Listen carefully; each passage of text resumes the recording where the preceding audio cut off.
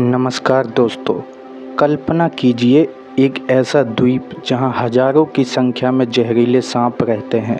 वहां इंसानों का जाना सख्त मना है, लेकिन एक दिन उस खतरनाक सांपों के द्वीप पर उतारे गए 30 नेवले और फिर शुरू हुआ एक ऐसा खेल जो ना तो किसी ने सोचा था और ना ही कोई भूल पाएगा। यह कहानी है ब्राज़ील के पास स्थित स्नेक आइलैंड की, एक ऐसा द्वीप जहां हर एक वर्ग मीटर पर 1 से 5 सांप पाए जाते हैं।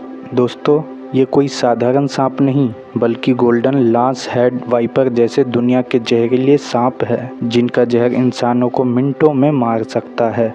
यह द्वीप इतना खतरनाक है कि ब्राज़ील सरकार ने वहां के आम लोगों का जाना प्रतिबंधित कर रखा है।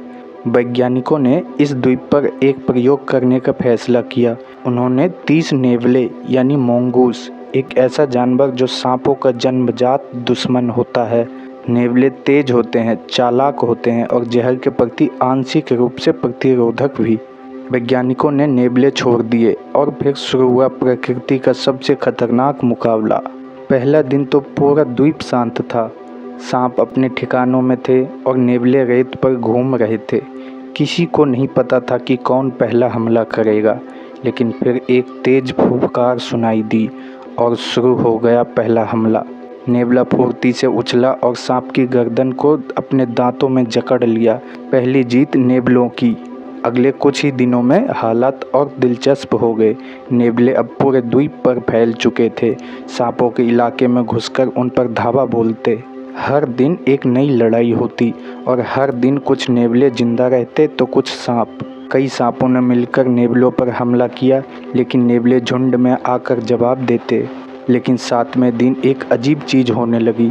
सांप गायब होने लगे और नेवले भी। कैमरों में रिकॉर्ड हुआ कि अब सांप और नेवले एक दूसरे से नहीं लड़ रहे थे, बल्कि दोनों कहीं छिपने लगे थे। क्या कोई और शिकारी आ गया था, या फिर क्या कोई जैविक बदलाव हो रहा था? वैज्ञानिकों ने जब फोटो देखा तो वे दंग रह गए। नेवले और सांप दोनों में बदलाव आ रहा था। कुछ नेवले बीमार हो रहे थे और कुछ सांपों का व्यवहार असामान्य हो गया था। शोध में सामने आया कि इस द्वीप पर मौजूद एक विशेष प्रकार का बैक्टीरिया है, जो आमतौर पर सांपों के शरीर में रहता था, अब नेवलों में फैल गया था। अब वो नेवले जो कभी सांपों के शिकारी थे, खुद एक संक्रमण के शिकार हो रहे थे। प्रकृति ने एक बार फिर अपना संतुलन दिखाया। नेवले ज़्यादा दिनों तक इस द्वीप पर जिंदा नहीं रह सके और सांप भी पहले की तरह सक्रिय नहीं रह गए। कुछ महीनों के भीतर 30 में से सिर्फ 5 नेवले जीवित बचे और उन्हें भी वापस लाया गया। वैज्ञानिकों ने इस प्रयोग को प्राकृतिक प्रतिरोध की हार और जीत का नाम दिया। दोस्तों, इस कहानी से हमें क्या सीख मिलती है?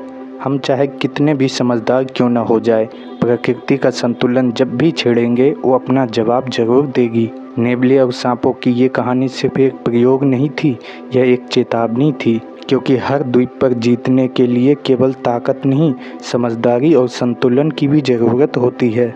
दोस्तों, ये कहानी कोई असली कहानी नहीं है, लेकिन हाँ, आपको इस वीडियो से एक ये सीख ज़रूर मिल सकती है कि कभी भी प्रकृति के साथ छेड़छाड़ नहीं करना चाहिए, नहीं तो प्रकृति इसका विरोध ज़रूर करती है।